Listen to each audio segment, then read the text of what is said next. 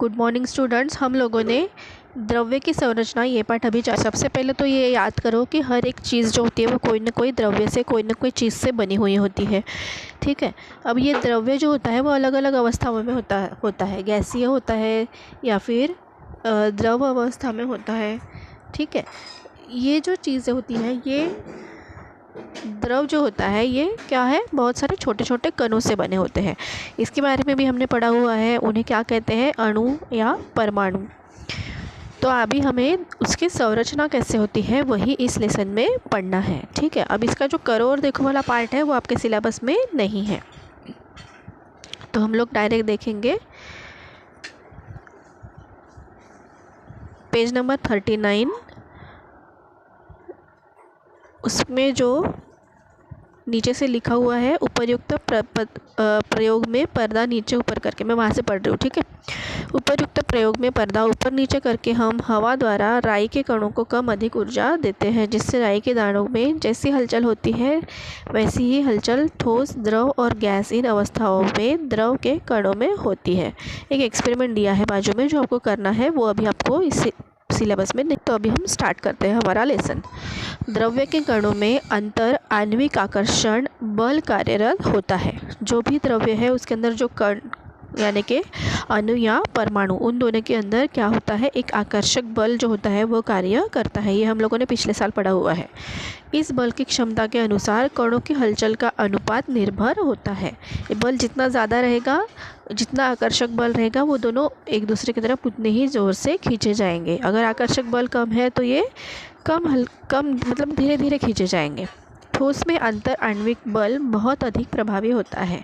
जो ठोस चीज़ें होती है उसमें जो बल होता है उसमें क्या होता है, वो आकर्षक बल जो होता है, आणविक बल जो होता है वो बहुत ज़्यादा होता है। आप लोग देख सकते हो डायग्राम नंबर 6.2 द्रव्य की भौतिक अवस्थाएं दिया हुआ है। उसमें जो पहला दिया है ठोस पदार्थ जो होते हैं उनमें कणों में अंतर बिल्कुल नहीं होता है, वो चिपक के होते हैं एकदम एक दूसरे से।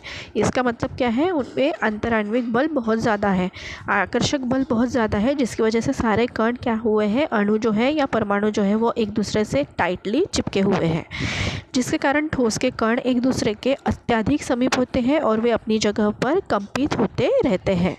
अतः ठोस को निश्चित आकार और आयतन प्राप्त होता है।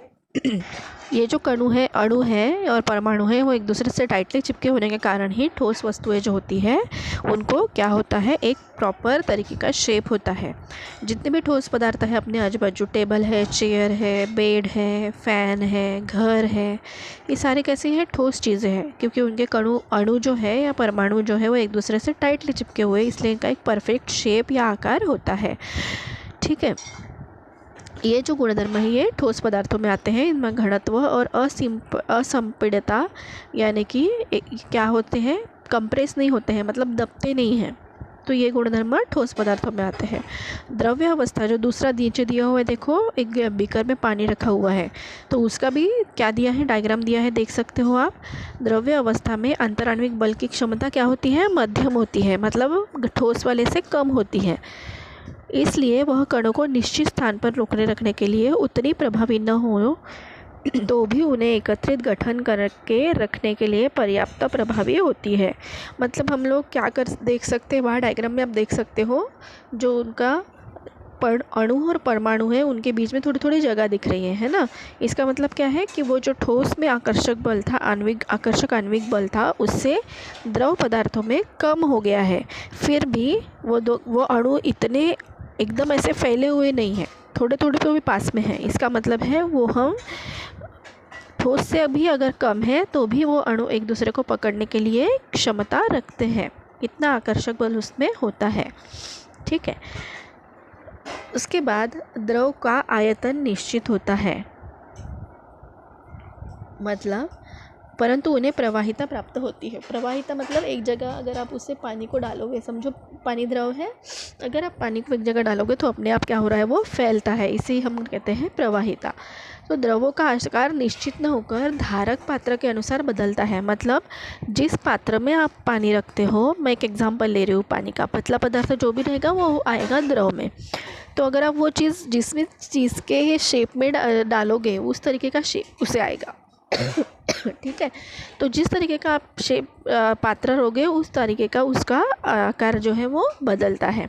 तो ये हो गया द्रव के बारे में। अभी हम देखेंगे, इसके बाद हमें देखना है गैसों में क्या होता है। गैसों में क्या दिख रहा है, आप डायग्राम देखते रहना। अंतराण्विक बल जो है वो बहुत कम होता है, उसके देखो अणु जो है वो बहुत फैले फैले हैं, एक दूसरे से बहुत दूर दूर है। इसलिए गैसों के घटक कण मुक्त रूप से हलचल कर सकते हैं और उपलब्ध पूरी जगह पर फैल जाते हैं। जितनी भी जगह है, हाँ, गैस क्या करती है उतनी पूरी जगह में अपने आप फैल जाती है। क्यों? क्योंकि उसके अंदर अंतराण्विक जो बल होता है, आकर्षण बल, वो बहुत कम होता है, जिसकी वजह से अणु एक दूसरे को छोड़ के भी इधर उधर दूर दूर तक फैल सकते हैं। इसलिए गैसों को कोई निश्चित आकार या आयतन दोनों नहीं होता है। आकृति में आप देख सकते हो 6.2 में द्रव्य की भौतिक अवस्थाओं का यह अति सूक्ष्म स्तर का चित्र प्रतीक के रूप में दर्शाया गया है। और तालिका 6.3 मतलब नीचे जो तालिका दिया है उसमें क्या दिया है, पदार्थों की जो विशेषताएं हैं वो दी हुई है, वो देखते हैं हम लोग। जो ठोस पदार्थ है उसमें प्रवाहशीलता दृढ़ होती है, मतलब वो प्रवाहशील नहीं होता है। ढलनशील, प्रत्यास्थ और आयतन निश्चित होता है, मतलब उसका शेप आकार जो है वो निश्चित होता है, आकार निश्चित होता है। संपीड्यता दबा सकते हैं, कम कर सकते हैं क्या हम लोग उसे, कंप्रेस कर सकते हैं क्या, प्रेशर दे सकते हैं क्या, नहीं। अंतर परमाणविक बल बहुत ज़्यादा शक्तिशाली होता है, इसीलिए वो अणु एक दूसरे से चिपके हुए होते हैं और कणों के बीच की दूरी जो है वो कम से कम होती है। जो द्रव अवस्था होती है पदार्थ की, उसमें आप देख सकते हो प्रवाही होता है, मतलब बहता है एक जगह से दूसरी जगह। उसका आयतन निश्चित होता है लेकिन आकार निश्चित नहीं होता। हमने देखा है जिस भी चीज़ में हम लोग पतले पदार्थ डालेंगे वो उस चीज़ का आकार ले लेते हैं। संपीड्यता बहुत कम होती है। अंतर परमाणविक बल मध्यम तरीके का होता है और कणों के बीच की दूरी भी मध्यम होती है। और जो गैस होता है वो प्रवाही होता है, बहती है हवा एक दूसरे से एक जगह से दूसरी जगह पे। आयतन अनिश्चित होता है और आकार भी अनिश्चित होता है, क्योंकि कणों में दूरी इतनी होती है कि वो जहाँ जगह मिले वहाँ बह सकते हैं। संपीड्यता बहुत बहुत उच्च स्तर की होती है, पर परमाणविक बल जो होता है वो बहुत कम होता है और कणों के बीच की दूरी बहुत अधिक होती है। तो ये हो गए द्रव्य की अवस्थाओं की विशेषताएं। ये जो कॉलम है ये आपको अपनी कॉपी में ऐसे कैसे उतारना है, इसके आगे का जो है वो बहुत इंपॉर्टेंट है सब। तो ये हम लोग नेक्स्ट वीडियो में देखने वाले हैं।